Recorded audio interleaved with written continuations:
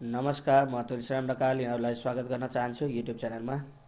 आज म यस भिडियोमा लोकसेवा तयारी सामग्री विषयगत प्रश्नोत्तर लिएर उपस्थित भएको छु। आज 2078 माघ 19 गते बुधबार र गोरखापत्रमा प्रकाशित विषयगत प्रश्नोत्तर लिएर उपस्थित भएको छु। यसमा नेपालमा सहकारीको विद्यमान अवस्थाको बारेमा जानकारी दिएको छ। 1 नम्बर प्रश्न रहेको छ, नेपालमा सहकारीको विद्यमान अवस्थाबारे जानकारी दिँदै यसको विकासमा नियामक निकायको भूमिकाबारे चर्चा गर्नुहोस्। र यसको उत्तर रहेको छ, आय आर्जनको उद्देश्य राखी स्थापना भएको सर्वसाधारण मानिसहरूको सङ्गठित समूह सहकारी हो। सहकारी नेपालको वित्तीय प्रणालीको एक अभिन्न अङ्ग हो। यसले छरिएर रहेको बचत जम्मा गर्ने, परिचालन गर्ने, लगानी गर्ने लगायतका कार्य गरी स्थानीय समुदायबाट साधन परिचालन तथा लगानीको वातावरण तयार गर्ने गर्दछ। नेपालमा सहकारीलाई अर्थतन्त्रको तेस्रो खम्बाको रूपमा लिएको छ। नेपालको संविधानको धारा 51 घमा सार्वजनिक, निजी र सहकारी क्षेत्रको सहभागिता र स्वतन्त्र विकास मार्फत राष्ट्रिय अर्थतन्त्र सुदृढ गर्ने, सहकारी क्षेत्रलाई प्रवर्धन गर्दै राष्ट्रिय विकासमा अत्याधिक परिचालन गर्ने संवैधानिक नीति छ। सङ्घ, प्रदेश र स्थानीय तहको अधिकारको साझा सूचीमा सहकारी समावेश छ। सहकारी ऐन 2074 र सहकारी नियमावली 2075 जारी छ। मुलुकभर हाल 29,886 सहकारी संस्थाहरू क्रियाशील छन्। सङ्घ अन्तर्गत 125, प्रदेश सरकार अन्तर्गत 6,002 र स्थानीय सरकार अन्तर्गत 23,759 सहकारी सङ्घ संस्था रहेका छन्। सङ्घ अन्तर्गतका सहकारीको दर्ता र नियमन सहकारी विभागले गर्दै आएको छ। यसै गरी सहकारी संस्थाहरूको प्रवर्धन, तालिम तथा प्रभावकारी नियमनका लागि आधारभूत तथ्याङ्कहरू स्थानीय स्तरदेखि राष्ट्रिय स्तरसम्म इन्टरनेटमा आधारित सहकारी तथा गरिबी व्यवस्थापन सूचना प्रणाली कोपोमिस सफ्टवेयर सहकारी विभागले सञ्चालनमा ल्याएको छ। प्रदेश अन्तर्गतका सहकारीको दर्ता अनुगमन नियमन प्रदेश सरकारले गर्दै आएको छ भने स्थानीय तह अन्तर्गतका सहकारीको दर्ता नियमन अनुगमन एवं सहजीकरण गाउँपालिका तथा नगरपालिकाले गर्दै आएका छन्। सहकारी बैंक र 50 करोडभन्दा बढी ऋण तथा बचत कारोबार गर्ने सहकारीको नियमन नेपाल राष्ट्र बैंकले व्यवस्था गरेको छ। सहकारीको विकासमा नियामक निकायको भूमिका। नेपालमा देशभरि छरिएर रहेका सहकारीको कार्यक्षेत्र अनुरूप सङ्घ, प्रदेश र स्थानीय तहबाट दर्ता अनुगमन नियमनको कार्य हुँदै आएको छ। यिनको विकासमा यस्ता नियामक निकायको बहुआयामिक भूमिका हुने गर्छ, जसलाई निम्न अनुसार चर्चा गर्न सकिन्छ।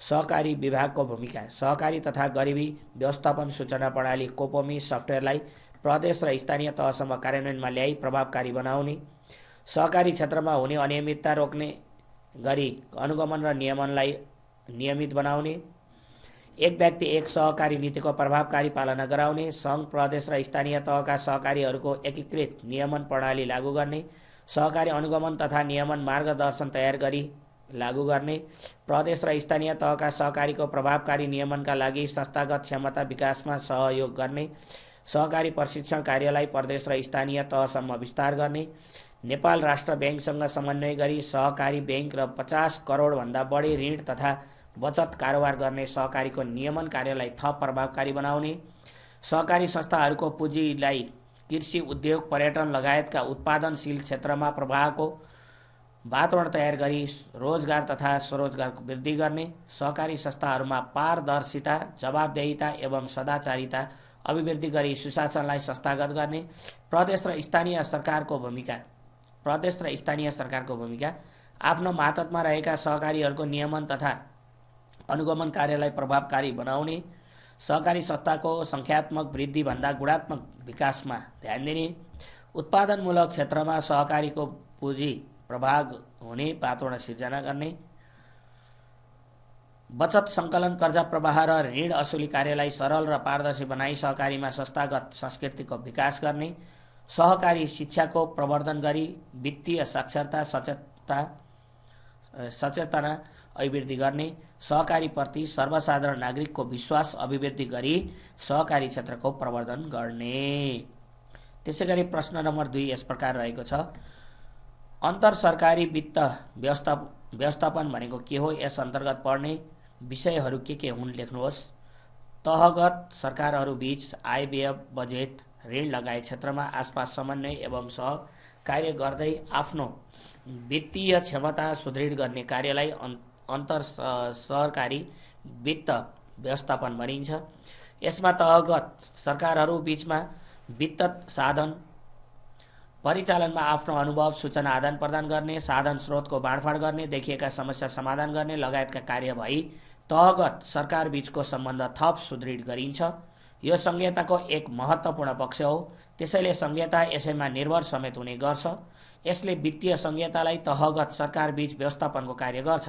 यस अन्तर्गत पर्ने विषयहरू: राजस्वको अधिकार, राजस्व बाँडफाँड, अनुदान वितरण, ऋण व्यवस्थापन, बजेट व्यवस्थापन, सार्वजनिक खर्च व्यवस्थापन, वित्तीय अनुशासन तथा जवाबदेहिता, वित्त व्यवस्थापनमा समन्वय गर्न, कानुनी र संस्थागत संयन्त्र। त्यसैगरी प्रश्न नम्बर 3 यस प्रकार रहेको छ: नेपालको सङ्घीय राजस्व प्रणालीमा देखिएका समस्या पहिचान गरी सुझाव लेख्नुहोस्।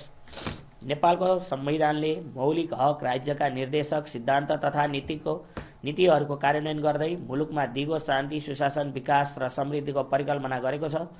त्यसैगरी मुलुकलाई सङ्घ, प्रदेश र स्थानीय तहको सङ्घीय संरचनामा रूपान्तरण गरी तिनै तहबाट आन्तरिक स्रोतको परिचालन मार्फत वैदेशिक सहायतामाथिको निर्भरता कम गर्दै आत्मनिर्भर स्वतन्त्र अर्थतन्त्र निर्माणमा जोड दिएको छ। यसका लागि सङ्घ, प्रदेश, स्थानीय तहमा संविधानले राजस्व अधिकार प्रदान गरेको छ। नेपालमा सङ्घीय संरचना नयाँ प्रणाली भएको, प्रदेश र स्थानीय तहमा पर्याप्त अनुभव एवं सूचना र तथ्याङ्कको कमी भएको लगायतका कारणले तिनै तहको राजस्व प्रणालीमा विभिन्न समस्याहरू देखिएका छन्, जसलाई निम्नानुसार प्रस्तुत गर्न सकिन्छ। आर्थिक क्रियाकलापमा अनौपचारिक क्षेत्रको हिस्सा उच्च हुनु, कुल राजस्वमा आयकरको अंश बढाउन नसकिनु, राजस्वको ठूलो हिस्सा आयातमा निर्भर रहनु, वास्तविक कारोबार मूल्यका आधारमा भन्सार जाँचपास प्रणाली अवलम्बन गर्न नसक्नु, बजारमा बिल दिने लिने पद्धतिको विकास गर्न नसक्नु, कर कानुनको परिपालन र व्यापार सहजीकरण बीच तालमेल ल्याउन नसक्नु, सम्भावना र क्षमता अनुरूप राजस्व परिचालन हुन नसक्नु, प्रदेश र स्थानीय तहमा सङ्घले राजस्व प्रशासनका अनुभवी कर्मचारी पठाउन नसक्नु, तीन तहको राजस्व सम्भाव्यता अध्ययन हुन नसक्नु, सङ्घको राजस्व प्रशासन सुदृढ हुन नसक्नु, सङ्घीय राजस्व तिर्ने कतिपय कार्यालय करदाताको सहज पहुँच बाहिर हुनु, तीन तहका राजस्व प्रशासन बीच ज्ञान सिप अनुभव आदान प्रदान हुन नसक्नु, राजस्व अधिकारको महत्त्वपूर्ण स्रोतहरू सङ्घमा मात्र सीमित हुनु, राजस्व बाँडफाँड वैज्ञानिक हुन नसक्नु, अपर्याप्त राजस्व अधिकारले गर्दा प्रदेशमा स्रोत व्यवस्थापनको चुनौती रहनु, आवश्यक दक्षता एवं अनुभवको अभावमा स्थानीय तहको करारोपण वैज्ञानिक हुन नसक्नु। सुझाव: प्रत्येक जिल्लामा आन्तरिक राजस्व कार्यालयको स्थापना गरी करदाताको पहुँच विस्तार गर्ने, करको दर कम गरी दायरा विस्तार गर्ने कार्यालय अभियानको रूपमा सञ्चालन गर्ने, हरेक पेसा, व्यवसाय, लगानी, रोजगारी लगायत आय आर्जनका सबै क्षेत्रमा करको स्थायी लेखा नम्बर अनिवार्य गर्ने, भन्सारमा सूचना प्रविधिको उच्चतम प्रयोग, अन्तर्देशीय सूचना आदान प्रदान तथा आवश्यक समन्वय सहकार्य लगायतका विधि प्रक्रिया अवलम्बन गरी वास्तविक कारोबार मूल्यका आधारमा भन्सार जाँचपास हुने भरपर्दो प्रणालीको विकास गर्ने, करदाता शिक्षा, नागरिक सचेतना, सशक्त बजार अनुगमन, कानुन पालन गर्ने करदातालाई पुरस्कार र नगर्नेलाई दण्ड लगायतका व्यवस्था प्रभावकारी बनाएर आन्तरिक बजारमा वास्तविक कारोबारको आधारमा सबैले बिल लिने दिने प्रणालीको विकास गर्ने, अन्तर्विभाग अन्तर्कार्यालय बीच सूचना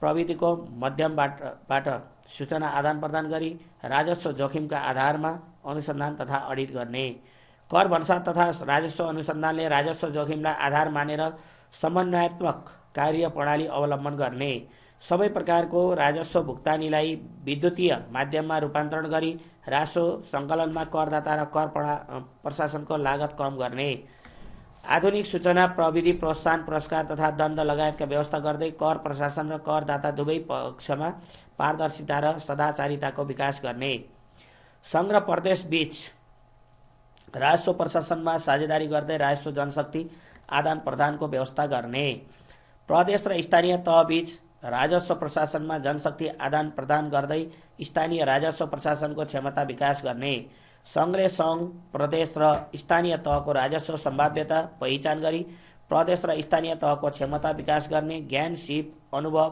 सूचना आदान प्रदानको संस्थागत संयन्त्र तयार गर्ने, 2 तह र 3 तह बीच भएका संवैधानिक साझा अधिकारको विषयमा सङ्घले आवश्यक कानुन, मापदण्ड, नीति तयार गरी प्रदेश र स्थानीय तहको राजस्व पहिचानमा मार्गदर्शन गर्ने, सङ्घ, प्रदेश र स्थानीय तहको राजस्व प्रशासनको सुदृढीकरण गर्ने, यसका लागि सङ्घले आवश्यक तालिम, प्रोत्साहन तथा अन्य कार्यक्रम लागू गर्ने, 3 तहबीच रहेको हालको राजस्व बाँडफाँडको व्यवस्था पुनरावलोकन गरी थप वैज्ञानिक बनाउने, उपरोक्त सुझाव कार्यान्वयन भएमा हाल देखिएका समस्या समाधान भई 3 तहको राजस्व सम्भाव्यता र क्षमता अनुसार परिचालनमा प्रभावकारिता आई मुलुकको आर्थिक सामाजिक विकास आन्तरिक स्रोतको अभाव पुरा हुने अपेक्षा गर्न सकिन्छ। त्यसैगरी प्रश्न नम्बर 4 यस प्रकार रहेको छ। नेपालमा सार्वजनिक ऋण परिचालनमा के कस्ता समस्याहरू छन् उल्लेख गर्दै समस्या समाधानका लागि सुझावहरू प्रस्तुत गर्नुहोस्। मुलुकमा भौतिक पूर्वाधार विकास गर्न, रोजगारी सिर्जना गर्न एवं सामाजिक न्याय समता कायम गर्न सरकारले घाटा बजेट मार्फत परिचालन गर्ने साधन सार्वजनिक ऋण हो। नेपालमा आर्थिक कार्यविधि तथा वित्तीय उत्तरदायित्व ऐन 2076 र नियमावली 2077 ले घाटा बजेट पूर्ति गर्न, स्रोत परिचालन गर्ने, आन्तरिक तथा बाह्य ऋणको अभिलेख, प्रतिवेदनहरू लगायतका विषय व्यवस्था गरेको छ। मुलुकको विकासका लागि वार्षिक रूपमा बजेट मार्फत आन्तरिक र बाह्य ऋण परिचालन हुँदै आएको छ। नेपालमा कुल गृहस्थ उत्पादनमा ऋण अंश दक्षिण एसियामै कम छ, तर राष्ट्रिय आवश्यकता एवं प्राथमिकताका क्षेत्रमा सार्वजनिक ऋण परिचालन गर्न नसक्दा अपेक्षित प्रतिफल प्राप्त गर्न नसकेको अवस्था छ। यस अर्थमा नेपालमा सार्वजनिक ऋण परिचालनमा विभिन्न समस्या छन्, जसलाई निम्नानुसार उल्लेख गर्न सकिन्छ। सार्वजनिक ऋण व्यवस्थापन सम्बन्धी स्पष्ट रणनीति नहुनु, सङ्घीय संरचना बमोजिम प्रदेश र स्थानीय तहले ऋण परिचालन गर्न नसक्नु, राष्ट्रिय आवश्यकता र प्राथमिकताका क्षेत्रमा अपेक्षित रूपमा ऋण परिचालन नहुनु, आन्तरिक ऋण परिचालनका उपकरण सम्बन्धी जनचेतनाको कमी हुनु, उत्पादनशील क्षेत्रमा आन्तरिक ऋण परिचालन गर्न नसक्नु, प्रतिबद्धता बमोजिम बाह्य ऋण प्राप्त हुन नसक्नु, बाह्य ऋणमा सहुलियतपूर्ण ऋणको अंश क्रमशः कम हुँदै जानु, बाह्य ऋण सम्झौता पूर्व पर्याप्त तयारी नहुनु, बाह्य ऋण प्राप्तिमा वार्ता एवं सम्झौताका लागि सक्षम स्थायी संयन्त्रको अभाव हुनु, विदेशी विनिमय जोखिम उच्च भई बाह्य ऋणको लागत बढ्दै जानु, ऋण परिचालन र उपयोग क्षमतामा कमी हुनु, सार्वजनिक ऋणको अभिलेख र प्रतिवेदन सुदृढ हुन नसक्नु, सार्वजनिक ऋण मार्फत निधि क्षेत्र तथा बाह्य लगानी प्रबन्धन गर्न नसक्नु।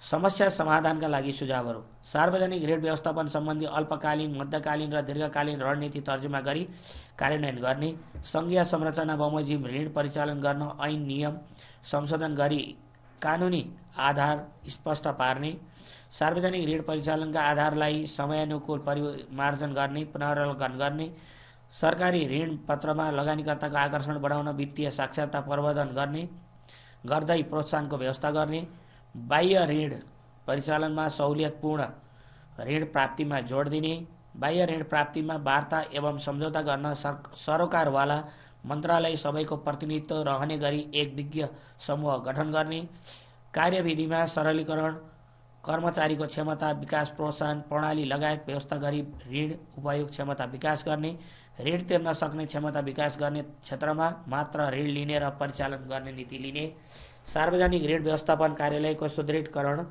सार्वजनिक ऋणको अभिलेख र प्रतिवेदन प्रणालीलाई व्यवस्थित गर्ने। र यसलाई प्रस्तुत गर्नुभएको थियो हेमचन्द्र शर्माले। हस्त यदि तपाईँहरूलाई मन परेमा सेयर गर्नुहोला। यो गोर्खापत्रमा प्रकाशित विषयगत प्रश्नोत्तर थिए। आजको गोर्खापत्रमा प्रकाशित विषयगत प्रश्नोत्तर थिए र यदि तपाईँहरूलाई मन परेमा साथीहरूमा सेयर गर्न नबिर्सनुहोला। यसै गरी मैले तपाईँहरूलाई जीके आइक्यू कम्प्युटरको भिडियोहरू समय समयमा उपलब्ध गराउँदै आउनेछु र यदि च्यानल सब्सक्राइब गर्नुभएको छ भने सब्सक्राइब गर्न नबिर्सनुहोला। हस्त धन्यवाद।